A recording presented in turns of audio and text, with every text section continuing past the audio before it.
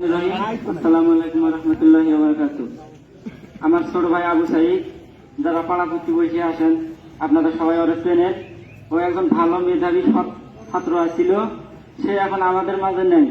আপনারা সকলে দেখছেন আমাদের পরিবারটা কিরকম অচল পরিবার।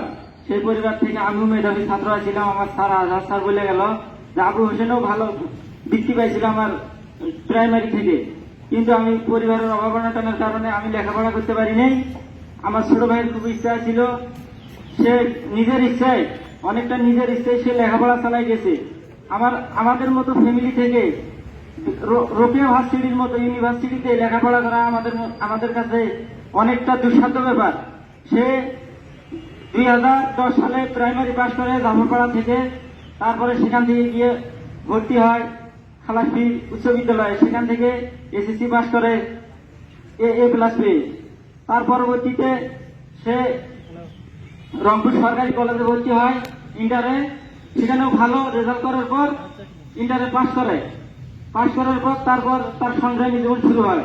তার আগেও অনেক সংগ্রাম করছে। বাবা অর্থনৈতিকভাবে অসচ্ছল হওয়ার কারণে ওর লেখাপড়ার খরচ ঠিক মতো দিতে পারে নাই।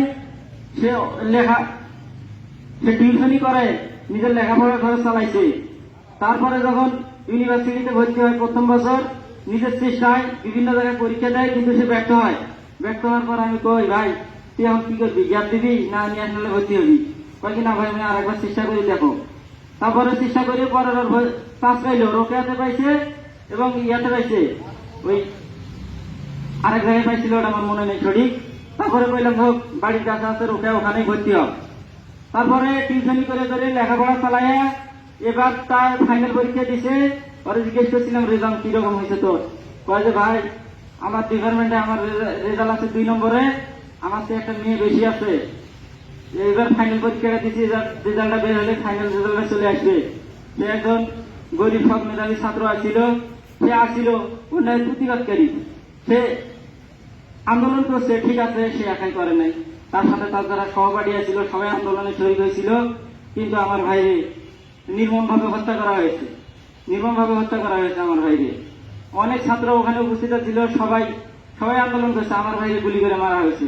আমি এটার বিশ্বাস চাই। আর আমার ভাইয়ের জন্য সবাই অন্তরের অন্তঃস্থল থেকে দোয়া করবেন। আর যদি কারো পাওনাবাদী থাকে আমাদের সাথে যোগাযোগ করবেন। আর আমি চাই, আমার ভাই মারা গেছে, সারা দেশব্যাপী তোলপাড় হয়ে গেছে। আমি চাই এই আমার ভাইয়ের আত্মত্যাগের বিনিময়ে যেন ছাত্রদের যে আন্দোলনটা সফল হয়। আর একটা মায়ের বুক যেন খালি না হয়। আমার আদরের ছেলে ভাই, আমাদের